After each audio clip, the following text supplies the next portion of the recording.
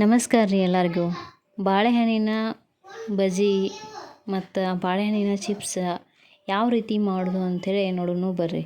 ಮೊದಲಿಗೆ ನಾನು ಬಾಳೆಕಾಯಿ ತೊಗೊಂಡೇನಿ ರೀ. ಇವು ಒಂದು ಸ್ವಲ್ಪನೂ ಹಣ್ಣಿಲ್ಲ ರೀ, ಪೂರ್ತಿ ಕಾಯಿ ಅದಾವೆ ರೀ.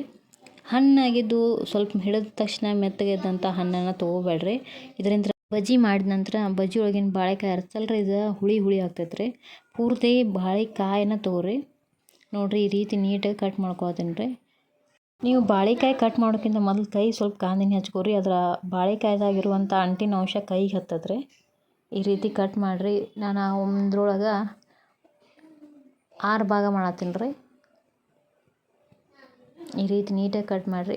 ಬಾಳೆಕಾಯಿ ತಿನ್ನುವಂಥ ಆರೋಗ್ಯಕ್ಕೆ ತುಂಬ ಒಳ್ಳೆಯದೈತೆ ರೀ. ಇದನ್ನು ಬಾಳೆಕಾಯಿ ಪಲ್ಯನೂ ಮಾಡ್ತಾರೆ. ಡಯಟ್ ಮಾಡೋರು ಬಾಳೆಕಾಯಿನ ಪಲ್ಯದು ಮಾಡಿ ತಿನ್ಬೋದು ರೀ.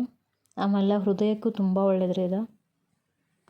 ಇದು ಜೀರ್ಣಕ್ರಿಯೆನ ಉತ್ತೇಜಿಸ್ತದೆ ರೀ. ನೋಡಿರಿ, ನಾನು ಇಲ್ಲೇ ಹಿಟ್ಟಿಗೆ ಉಪ್ಪು ಹಾಕೇನಿ ರೀ. ರುಚಿಗೆ ತಕ್ಕಷ್ಟು ಉಪ್ಪು ಹಾಕಿರಿ. ಅರಿಶಿನ ಹಾಕೇನಿ ರೀ. ಚಿಟಿಕೆ ಅಷ್ಟು ತಿನ್ನೋ ಸೋಡಾ ಹಾಕೇನಿ ರೀ. ಸ್ವಲ್ಪ ಹಿಟ್ಟು ಕಲಿಸ್ಕೊತೀನಿ ರೀ. 5 ಬಾಳೆಕಾಯಿ ಅಲ್ರಿ, ಇಷ್ಟು ಹಿಟ್ಟಾದ್ರೆ ಆಗ್ತದೆ ರೀ. ಹಿಟ್ಟನ್ನು ಒಂದು 2 ನಿಮಿಷ ಬಿಟ್ಟಿದ್ದೀನಿ ರೀ.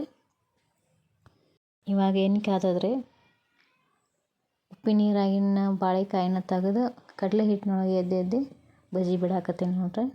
ಎಷ್ಟು ನೀಟಾಗಿ ಬರಾಕತ್ತಾವ್ರಿ. ಬಜ್ಜಿ ಹಾಕುವಾಗ ಸ್ಲೋ ಇಡ್ರಿ. ನೋಡಿರಿ, ಬಜ್ಜಿ ಎಷ್ಟು ಚೆನ್ನಾಗಿ ಬರ್ತಾ ಇದ್ದಾವೆ. ಹೆಂಗೋ ಬಜ್ಜಿ ಮಾಡತ್ತೀನಲ್ರಿ, ಅದ್ರಾಗ ಒಂದು ಬಾಳೆಕಾಯಿ ತೆಗೆದಿಟ್ಟೇನಿ ರೀ. ಒಂದೆರಡು ಚಿಪ್ಸ್ ಮಾಡಿ ನೋಡ್ಬೇಕಂಥೇಳಿ. ಬಜ್ಜಿ ಮಾಡೋದು ನಾನು ಇದು ಭಾಳ ಸತಿ ಮಾಡೇನಿ ರೀ. ಚೆನ್ನಾಗಿ ಬರ್ತಾವೆ ರೀ. ಆದರೆ ಚಿಪ್ಸ್ ಒಮ್ಮೆ ಮಾಡಿರಲಿಲ್ಲ ರೀ. ಈ ಸಾರಿ ಟ್ರೈ ಮಾಡ್ಬೇಕಂತ ಮಾಡತ್ತೀನಿ ನೋಡಿರಿ. ಬಜ್ಜಿ ಎಷ್ಟು ಚೆನ್ನಾಗಿ ಬಂದಿದೆ ನೋಡಿರಿ. ಅದ್ರೊಳಗೆ ಒಂದು ಬಾಳೆಕಾಯಿ ತೆಗೆದಿಟ್ಕೊಂಡೀನಿ ರೀ. ನಾನು ತೆರೆಯು ಇರ್ತದಲ್ಲ ರೀ ಚಿಪ್ಸ್ ಮಾಡೋದು, ಅದ್ರಾಗ ಗಾಂಧಿನಿ ಒಳಗನ ಚಿಪ್ಸನ್ನು ತೆರೆಯಾಕತ್ತೇನೆ ರೀ. ಇವು ಬಹಳಷ್ಟು ಚೆನ್ನಾಗಿ ಬಂದಿದ್ದು ರೀ. ಇನ್ನೊಂದು ಸಾರಿಗೆ ಜಾಸ್ತಿ ಮಾಡಿ ತೋರಿಸ್ತೀನಿ ರೀ. ಸಂಜೆ ಟೈಮ್ದಾಗ ಈ ರೀತಿ ಬಜ್ಜಿ ಮಾಡಿಕೊಟ್ರೆ, ಆಮೇಲೆ ಚಿಪ್ಸ್ ಮಾಡಿಕೊಟ್ರೆ ಮಕ್ಳಿಗೂ ಇಷ್ಟ ಆಗ್ತದೆ ರೀ. ಚಾದೊಳಗೂ ರುಚಿಯಾಗಿರ್ತದೆ ರೀ. ನೋಡಿರಿ, ಈ ವಿಡಿಯೋ ನಿಮ್ಗೆ ಇಷ್ಟ ಆದ್ರೆ ಲೈಕ್ ಮಾಡಿರಿ, ಸಬ್ಸ್ಕ್ರೈಬ್ ಮಾಡಿರಿ, ಸಪೋರ್ಟ್ ಮಾಡೋದನ್ನು ಮರಿಬೇಡ್ರಿ. ಧನ್ಯವಾದಗಳು ರೀ.